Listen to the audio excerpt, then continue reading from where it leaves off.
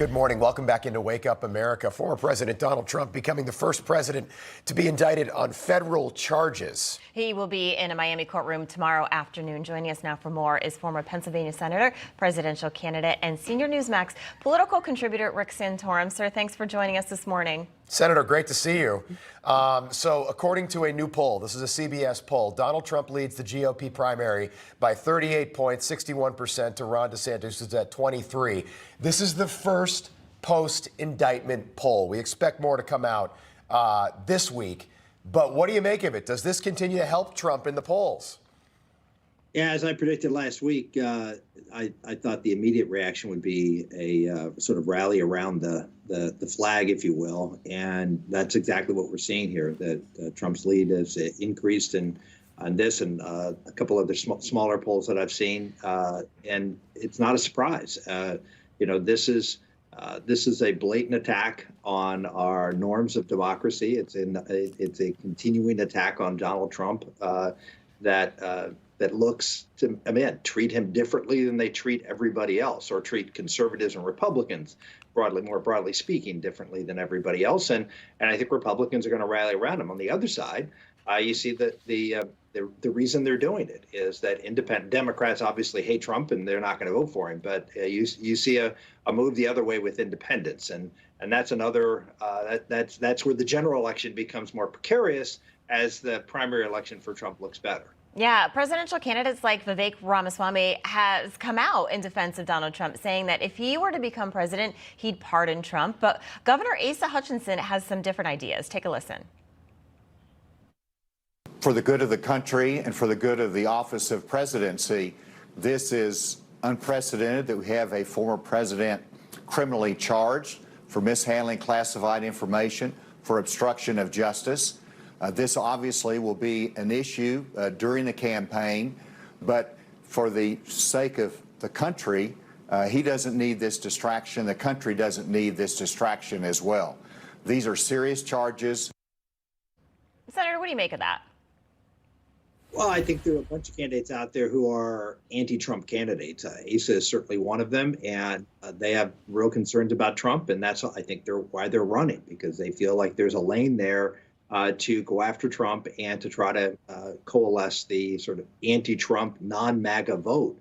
I don't think it's that significant. The non-MAGA vote, I think this is a fairly populist Republican Party right now. But he's going to go after Trump, and others will. Chris Christie, others will go after him. Interestingly, though, that if you look at those polls, there's really only one person in double digits other than Donald Trump, and that's Ron DeSantis. And he's had a actually somewhat muted response, and one that's been generally supportive of President Trump through this whole. Yeah, I guess they have to. You can't take Biden's side or the DOJ's side in a situation like this. Do you see this, Senator, as completely political? In other words, if Donald Trump wasn't a candidate for president, do you think this happens? Well, just because he's Trump, maybe yes, because they've been trying to get Trump for a long, long time, and right.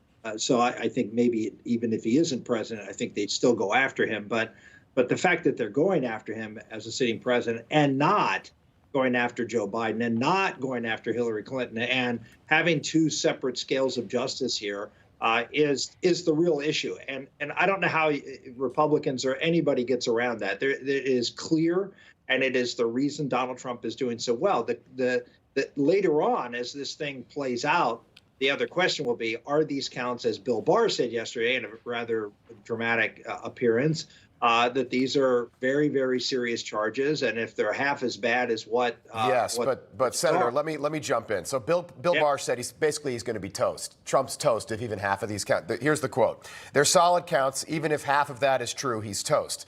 This is where I didn't agree with Bill Barr. He said, "This idea of presenting Trump as a victim of a witch hunt is ridiculous," end quote. Yeah. That is completely ridiculous to me. The more that they try to stop Donald Trump, they are actually helping Donald Trump. They don't realize this, but that's what keeps happening. Oh, no, I disagree. I think they actually do realize this. I think they're doing this deliberately to help Donald Trump win a primary.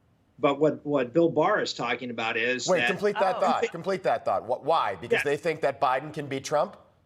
This will, as I talked about earlier, this will strengthen him in a Republican primary and weaken him in a general election. And the fact that if Barr is correct and that these charges are damning enough and provable enough for him to actually be convicted, that I think there's a very serious problem that Donald Trump is going to be facing to win a general, not to win a primary. But again, the Democrats want Donald Trump to win the primary because they think he is the most beatable in the general. And so their whole strategy here is strengthen Trump in the primary, weaken him in the general. And if you take Barr's comments, I disagree. I agree with you. I think this is a witch hunt. Two things can be true at the same time.